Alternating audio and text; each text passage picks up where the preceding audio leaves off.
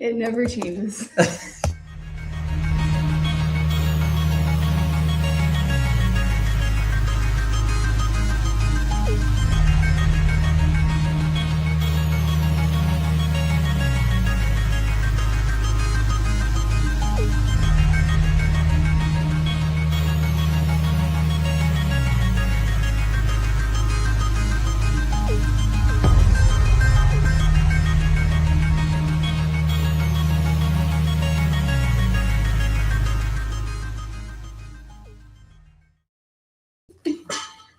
Good morning, good afternoon, good evening, wherever you are on this planet, and welcome to our special SETI Live.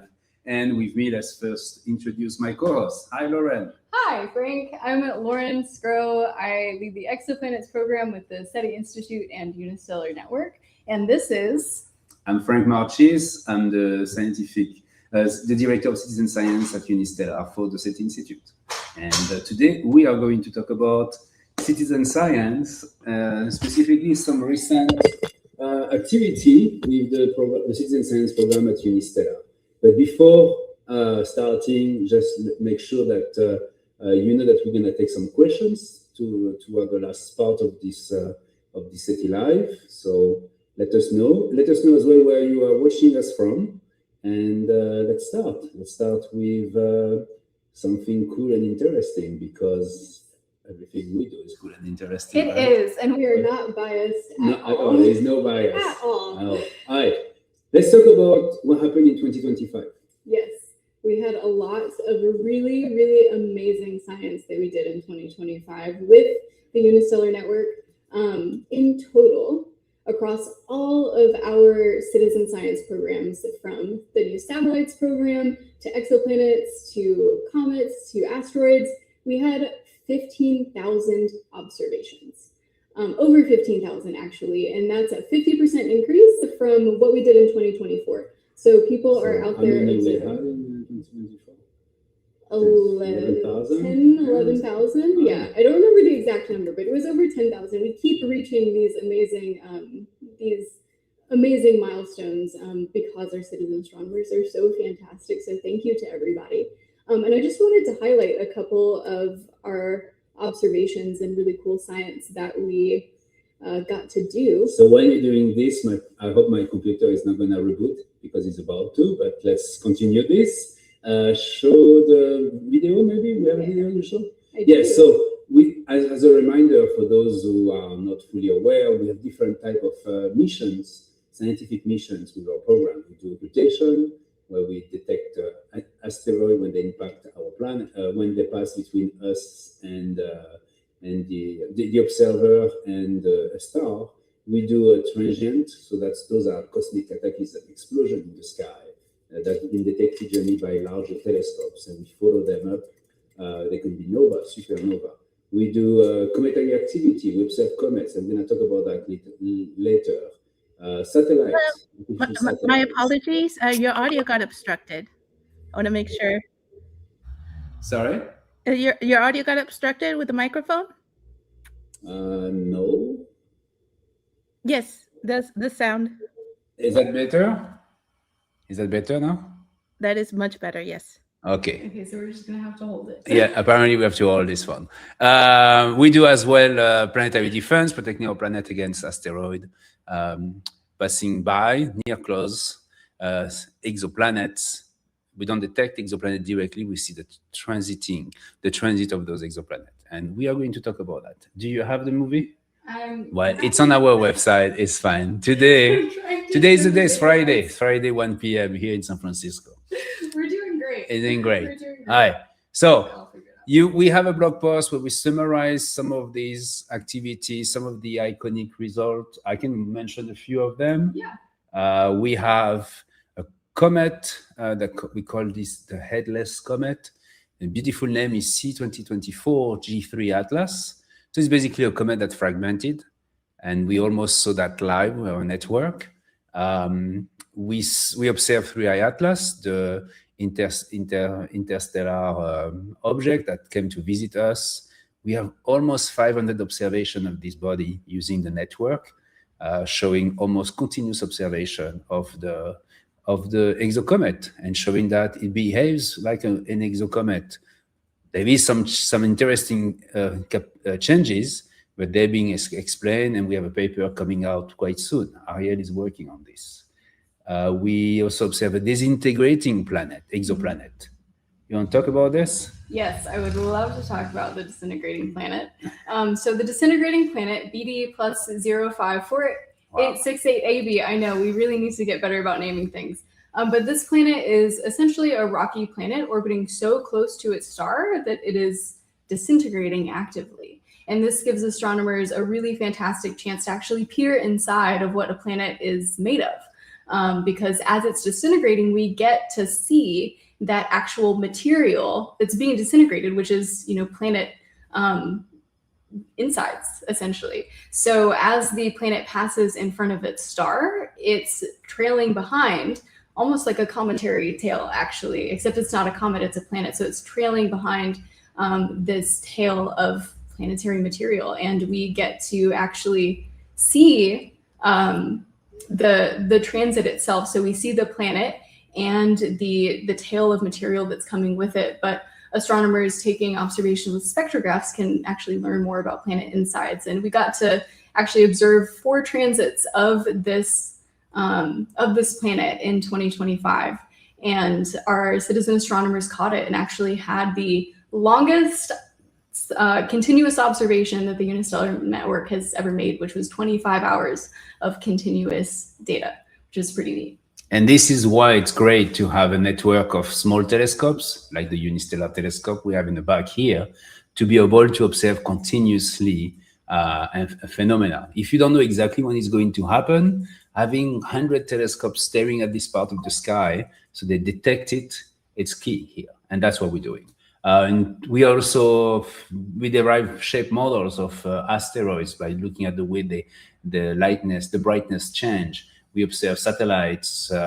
One thing we did that's kind of, Tom just arrived in the office, so we're not going to speak too loud about this. But you probably remember Ticor B? Yes. You want to say the story about that? Yes. Here we go. Cool. Okay, we had some technical difficulties as we do, but we prevail.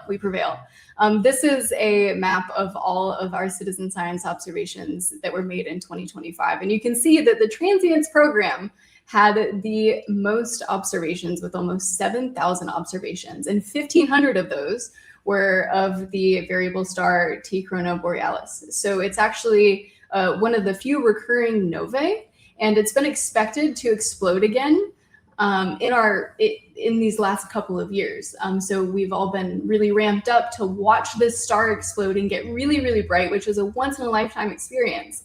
But we've been waiting and waiting and waiting and waiting. And it's not happening. And it's not happening, but it will. It will. The theory is wrong? Are you telling me that theorists are wrong? I don't know that the theory is wrong, yes, but all of the, okay. You can say it, come on. Yes. She's trying to be polite here. The date that it was expected to go off was obviously incorrect. We haven't seen that explosion yet, but we did have a whole automated system that would alert all of us if we got detections that by one of you.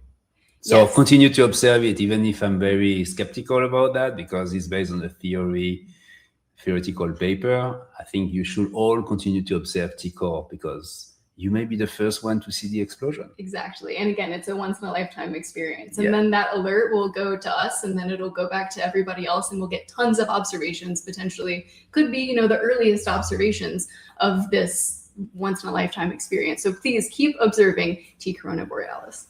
Let me say hi to a few people. We have the Team Cheese Scott here. We have some people from Western Canada, from Japan, Wataru, hello. Jensen is here as well. I see some of our citizen astronomers. Yes, they're amazing. Thank you, guys. We have someone from Scotland, from Norway, from DC. Oh, her name is Ariel.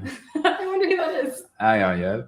UK, and so on. And thank you very, very much, Ordo Fraterna Fibonacci, for your donation. We truly appreciate. Thank you very much. And we have people from San Francisco, Australia, Belgium, a lot of places around the world, New Hampshire, etc. So we are talking about the citizen science program we conduct at the SETI Institute in partnership with the Unistellar telescopes. And yeah, let's move on to new things. Yeah. Okay. Ready? Yeah. Do I get to tell people? Who should say first the new thing? You? Can I do it, please? Okay, she wants to give you the big news. Okay, go ahead. Yes, please. Thank you. Okay, so there's a little bit of context to this, but essentially the Unistellar network has helped, well, actually just confirmed the period of a new TESS planet.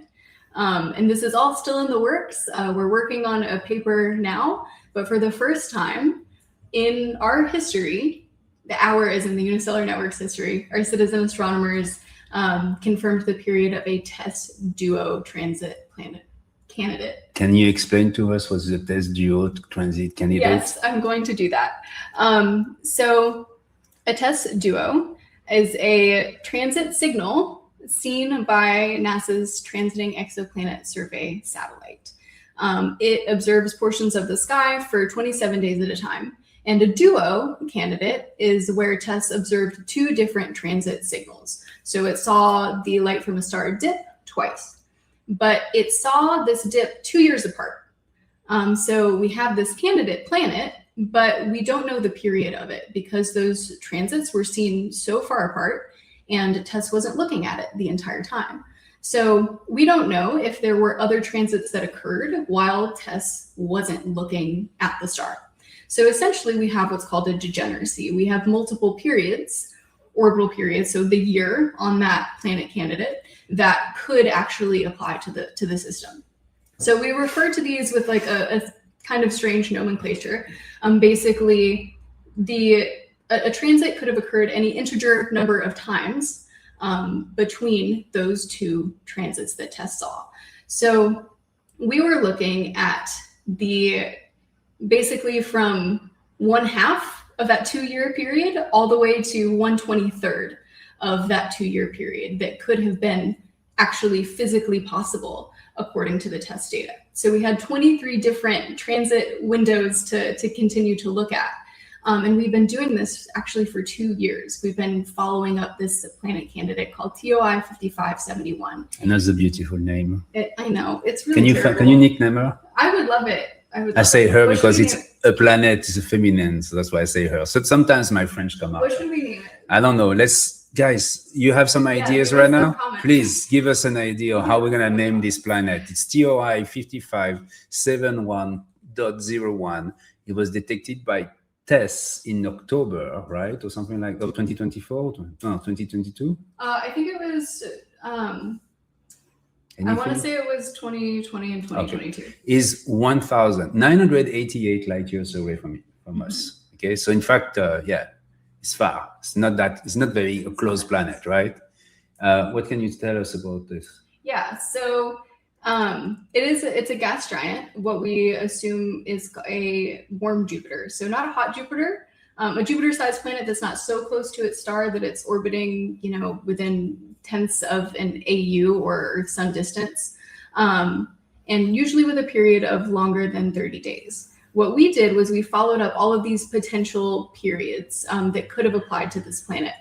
And in October of 2024, high school student Jericho K happened to serendipitously be observing one of the potential period windows for this planet, and he caught a detection. I should mention that Jericho observes a lot. He does. He's I'm going to say that again because a lot of people say, how can you make major discovery in astronomy? Well, you need to observe a lot. Okay? Yeah. The more you observe, the more likely you're going to discover something. So Jericho observed it in October 2024. He's a high school student. Yeah, I was not that. Very cool. I was not doing astronomy all the time when I was in high school. I think he's going to be an incredible scientist one day. But he caught a detection, and that narrowed down the potential possible periods for this planet to only 4 possible periods that could actually be physically possible because he made that detection. So after he narrowed it down, single-handedly happened to be observing, we spent another 1.5 years narrowing down the potential periods. Which one of those 4 actually was the one that corresponded to real life.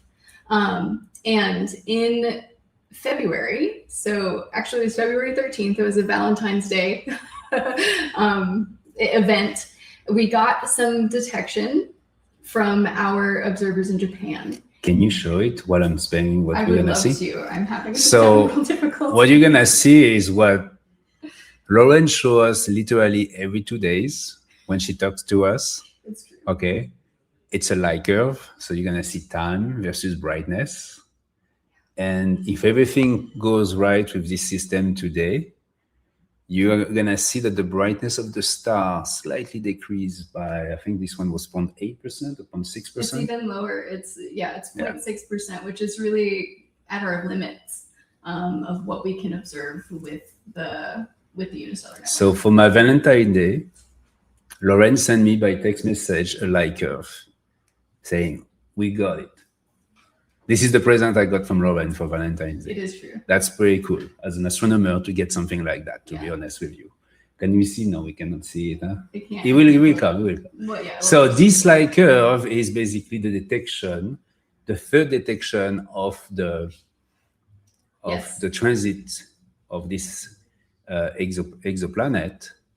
So this light curve that's being shown right now is the one that Jericho happened to, come across by happenstance. Of course, he was observing, he put effort into it, but it just so happened that this window corresponded to, 4 different periods. This was the one that started everything else. And if our lovely Yasmin can show the other light curve file, I can show you which one. Yes. So this is the one from Valentine's Day, where our amazing observers in Japan, and actually a few other observers who I haven't, quite put their data in, happen to catch this. And this is a really solid detection. It may not look like a whole ton just because this transit is so shallow, but this is a solid detection and it corresponds to only one period. So we've narrowed down the period from 731 days to this, which is 36 and a half days. So when you look at the sky and you look in the constellation of Coronae Borealis,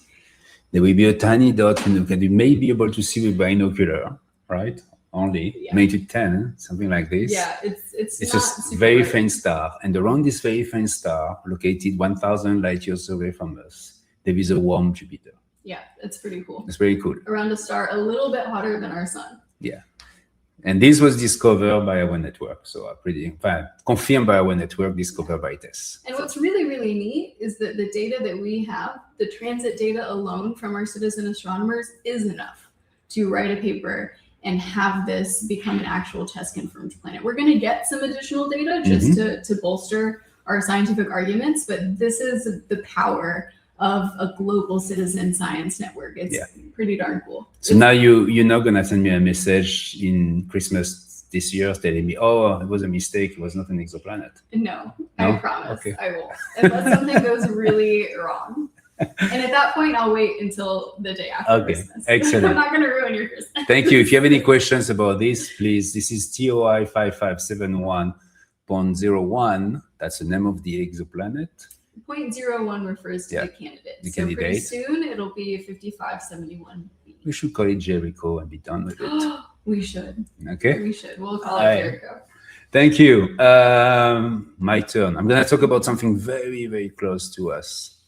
I mean, very close. It's only 6 AU from the sun.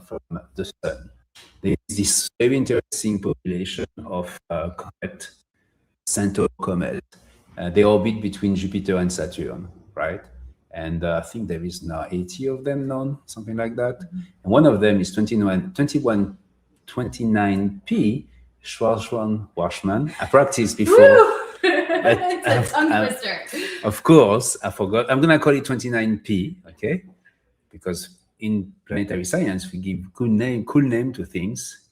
Names of comets are generally the people who discover the comet. So this comet was known for a long time, as you know. But what's interesting here, it's so far away from us that it's very faint. It's barely visible with our telescope. However, when was that announced? Quite recently, on February 9, people announced that they detected some kind of outburst, some kind of activity. So many things happening around Valentine's Day. It's interesting. It's Huh? wild. I think So much I think it's a bias you have. But so the magnitude of the star of the comet is 15, if you want to be technical. So it's a limit of detection. That's what we have with our telescope, and it gets super bright very quickly and reach magnitude of 12. So it becomes 16 times brighter than what we expect for an object orbiting it so far away from the sun. So what happened here? Well, remember comets, they basically reflect the light of the sun. That's the way we see them, invisible. So something may have happened to the comet itself. And we believe that what we have seen here is some kind of explosion happening on the surface of the comet. Comets have, they're not homogeneously made of rocks or ice. They're a mixture of different type of material. Some are very volatile, and some are very, meaning that they can become vapors very quickly. And we believe that what happened is that some of the heat probably produce an explosion, a vaporization of material, and then an explosion. It's kind of a cryovolcanic activity. So I thought you were going to say it's a cry for attention. I don't know why. That would have been also. So sorry. This was not planned. Thank you very much. You're welcome. But it's a cry for attention from 29p. Right. And so what happened is that where we detected here, it's basically a volcanic activity on a comet in space. Okay, and this was observed by our citizen astronomers. We have multiple observations. I forgot the exact number. And we can also see the evolution of this volcanic activity on this distant comet. And you will see that increase quickly because we have some observation before the explosion. And now it's kind of relatively stable, probably because the jets or the volcano on the surface of the comet is still active. So this is one of the reasons we like comets first, because they really like the attention, definitely. And also Ariel can witness that, right? But also because they always have this weird activity that we don't expect. And having small telescopes like ours to observe them continuously, we can detect basically the beginning of an eruption like that. And this gives us some information about the composition of the comet as well. When something like this is detected, professional astronomers may use large telescopes to observe this comet in spectroscopy, analyze the light, basically, and see signatures of different types of gases coming from the interior of the comet. So, provide information. Why is that? I'm pointing at the light curve. Is it normal for the brightness to increase and then it stays steady like we're seeing in this light curve here? Normally it's not the case. Generally it's an explosion and then it faints very quickly. And for this one, it seems to continue. So that's an interesting observation.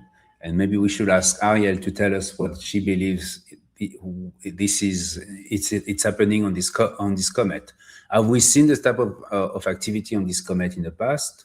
Or is that something that unexpected? We will see that. We will talk to her and she will let us know. Awesome. We have a lot to talk about and it's already 1:25. So guys, let me say hi to a few people before we talk about satellites. We have people from Oklahoma that apparently saw a presentation. Your presentation? You gave a presentation? No, that was probably me. I gave a talk once in Oklahoma. Sorry. We have... wait, that's all. Okay, good. All right, next. We'll keep it quick and then we can go to some questions. We're gonna talk about something quickly, something new. Yeah. Satellites. You remember we started this program last year? We have been testing it, validating it for specifically Starlink satellite because there's a lot of them. So you can always observe a Starlink. We point your telescope outside, you will always be able to see a satellite. But we're getting more interested in some different type of satellites. And they are basically what we call rocket bodies. So those are basically one of the stage, the last stage of the rocket. Remember, the rocket is launched and split in multiple parts, 2 or 3 times depending. And at the top of the rocket, you have the satellite. But generally, there is also a booster attached to the satellite that pushes the satellite toward the latest part of the final orbit, as close as possible. Well, in most of the rockets we launch in the US at the moment, they have a system to also control this booster or this last stage and send it back to Earth, burn into the atmosphere. It's a controlled descent. It doesn't work all the time, but it does. It works, I would say, 90% of the time for the SpaceX rocket. The Chinese has a different type of rocket called Long March, and they launched one Long March recently in September. And in fact, what you can see here is that this Long March passing in the field of view of the telescope owned by William Kolisch. I don't know where is William. I know his location. In the US, okay. And you can see this this last stage of the comet, this rocket body. We're interested in those because we have seen in the past that some of them have weird activity. Some of them still have some kind of propellant on board and they explode. They also have an orbit which is generally very elliptic, eccentric. So that means that they cross the field of the area there is other satellites. So we want to be able to observe them continuously to make sure that they decay properly and they come slowly but surely into the atmosphere to burn into the atmosphere. And if you have a better orbit, you can also estimate when this will happen and where this will happen. There's a lot of people working on that.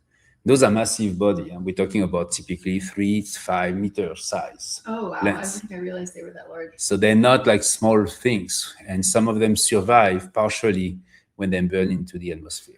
So we're observing them, and the idea is to basically detect some kind of activity, but also refine continuously the orbit of these rocket bodies. And I would think that part of this is that these are, it's like bright pieces of space junk, and it's not necessarily being tracked by a whole ton of groups. So it's sort of up to us to track these and make sure we know, about how many are out there in order to process our astronomical observations in case one of them gets in the way of a transit observation or something like that.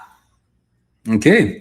Are we ready to take live questions? I think so. Okay, let's see. I saw that Dan is on. Hi, Dan. He's part of the team. He wanted to call the planet Jericho 1b. Okay, let's see if we can offer that. I propose that we have people from Manchester, we have people from Miami, we have Al Rodriguez, who is going back to work. Thank you for following us. And let's answer to a few questions. Are we looking for terrestrial exoplanets? So terrestrial exoplanets. Essentially, what I would interpret that as is like rocky planets, like the Earth. We can occasionally see those with the Unistellar telescopes. Those are a little bit tougher because they're smaller than gas giants, which is what the EV scopes that we typically use, the EV scope and Odyssey telescopes, are mostly sensitive to. If the orbit of the rocky planet happens to be around a pretty small star or at the right distance away, we may be able to actually spot that with the Unistellar telescopes. And we've done that a few times. In fact, the disintegrating planet is, I think, supposed to be rocky. That's what some recent research has shown, and more Earth-like than some of the other planets that we see. So that's one of them, but we've observed a few. Exoplanets in general means stars outside of our planets outside of our own star system. So terrestrial exoplanet would be a rocky planet. So we do sometimes. Okay. We have a questions for King British. This is a perfect question for you. Is AI being used yet in the search for extraterrestrial life? Yes. So we're using AI. I mean, we've been using AI algorithm for years, in fact, before it was even mentioned that it was called deep learning and things like that. Here for Unistellar specifically, for this kind of project, We have an AI that search, for instance, for occultations when the star disappears because of an asteroid is passing between us and the star. So this is processed by using an AI algorithm. We just updated it recently. Now he has a success rate of 90%. So that's good. The goal is 95, but let's be happy for 90. I think 90 is pretty good. And then we are going to also have AI implemented in other parts.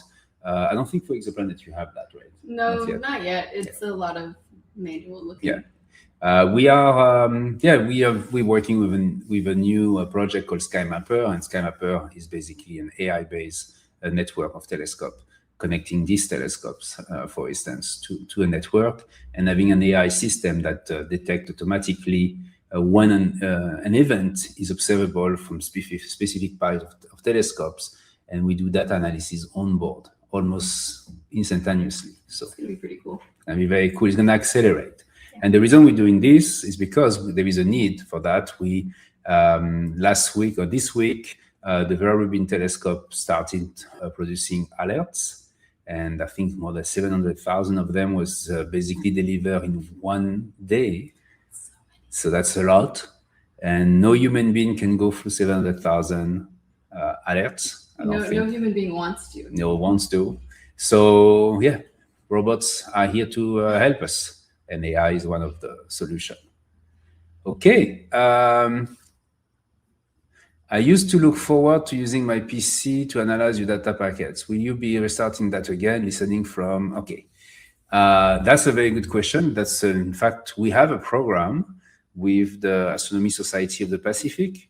It's a workshop, and you can learn how to analyze your data using using different type of algorithm. Ian is leading this effort, so you should connect with him on our Slack channel. And there is a special channel where they discuss this, and you can learn. You can have access to the code. He writes them in Julia, which is a better Python. And you can learn yourself how to process your data. So this is not interrupted, it is still work. You can join a workshop officially to help to be part of a class, or you can learn how to do it yourself using the code which are available on the GitHub of Ian. Skinned a lot. What's your expectation for the SkyMapper network? What is the ultimate goal? That's a good. That's a big one. It's a big question. To have a network that can observe any part of the sky at any time, and to collect observation of astronomical phenomena, even unknown meteorological phenomena, UAP, for instance, on-chain. So we know that the data are real and they're not been altered. That will be then the ultimate goal of the SkyMapper network. And it'll also be really great for taking simultaneously scheduled observations for exoplanets or other astronomical targets. So there's an added benefit of being able to look at new things that we haven't been able to, because that type of observation wasn't accessible because it's too dim, or too small, or too shallow, whatever that may be. So the goal is to have 1,000 telescopes by the end of this year, so you know. I'm excited. Okay, Sean, what other ways of extraterrestrial communication do you look for beside radio wave? Here in this office, you are building the laser SETI instrument. Those are instruments that are dedicated to search for laser pulse coming from extraterrestrial civilization, because you can assume that an advanced civilization is not communicating in radio wave, which is so 70s, but they're using basically judging the radio but they're using more advanced capabilities such as lasers, because they want to communicate with their stations located not far away in the planetary system, or they simply want to tell us we are here. So Lauren and I, we both were involved in this laser SETI project. And tell us the latest update. The latest update, we recently, as of this fall, installed the next iteration in Puerto Rico at Ilimayaguez, and with the University of Puerto Rico, their Department of Marine Sciences. And there's 3 instruments there. They overlap previous fields of view. partially and open up a little bit more of the sky so that any potential detection that we make in one field of view with one instrument, there's 3 other observatories around the US, will be able to be confirmed. So that's why we want to have overlapping fields of view, but a little bit more of the sky is opened up now, and we're working towards that all sky sort of survey. A couple of those cameras were having a little bit of issues, but now with the recent trip by the Laser Study PI, it looks like those things are going to be up and running soon, and we'll have a fully functional observatory again. So yeah, and we're gonna grow the network to more stations in the future. In the next 6 months, we expect to reach 3 more sites. Oh, there is a lot of questions. When will the online SkyMapper UI be up and running for everyone to access? Yesterday. Yesterday, it's been up and running for everyone to access. So if you want to know how and where, it should be on our website, posted on our website next week. But you follow me on X, send me a message, and I'll send you the URL. Awesome. Let's maybe take this one last question, and then go ahead. We'll finish up. So John Ray says, my skies are limited by trees and nearby hills. Are these conditions still usable as far as Unistellar citizen science? Thank you for tuning in. Yes, definitely. Even if you are limited, as long as you have an open patch of the sky, we have tons of targets, tons of predictions for different types of objects. And oftentimes, like my observing site is also limited by trees and a roof. But that doesn't mean that there's not a chance for you to observe. So the thing that I would suggest is going to our website. We have a predictions page where basically you can put in your location and the portion of the sky that's visible to you, and it will show you what objects are going to be available to you that night. So yes, you can definitely still be involved, and we would love to have you. And this website is science.unistellar.com. Yes. And that's where you find all the campaigns we are running at SETI Institute for the Unistellar network. Yes, and these are unistellar telescopes. For those who ask, yes. Yeah. And there is one of them behind me here. That's the Odyssey. So let's finish up. I think that's all for today. Oh, maybe we just say briefly what we're going to do next. We are working on a campaign with the Artemis II. The goal of this campaign will be to detect lunar flashes on the moon. So there will be some new mode of observation. We don't know yet how we're going to do it. Maybe it's going to be clinky at the beginning, but we are going to work with Artemis II on this project. It's new and it's fun and it's exciting. It's with the astronauts, so it's kind of cool. Yeah. And then there is another weird planet, Exoplanet. It's the same weird planet, TOI 5571, the planet that we have helped to confirm and are going to be writing a study on. There's one more opportunity to observe that planet transit this year, at least for our network, and that's going to be on March 21st or 22nd, and that is visible to North America. So be watching the science.unistellar.com website, and I'm going to post some stuff up there soon so that you will be able to take part in this one final mission to confirm this planet. Confirm the planet Jericho 1b. Jericho 1b. And be part of the paper. And and grow the knowledge of humanity with your telescope in your backyard. That's pretty cool, no? It is pretty amazing. Discovering an exoplanet. I mean, I think it's always cool. Every time we talk about that, I always say it. This is not something I thought I will see in my lifetime. Yeah, that's pretty cool. And it's wonderful to be a part of, not just to see it, but to actively be a part of with so many other amazing people. Thank you very much. Talking about amazing people. Thank you, all of you, for watching us. This was the SETI Live with Sgro and myself, Franck Marchis. And we're going to have another one maybe in 2 months when you're coming back to see us in San Francisco. Sure, absolutely. We'll do it. And the lighting will be better. I heard it was not bad. It's not good.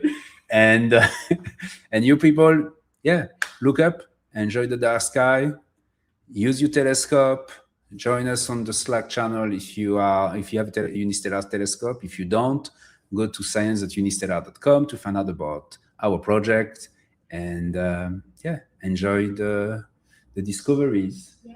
and have a good day or a good weekend. Bye-bye. Bye, friends.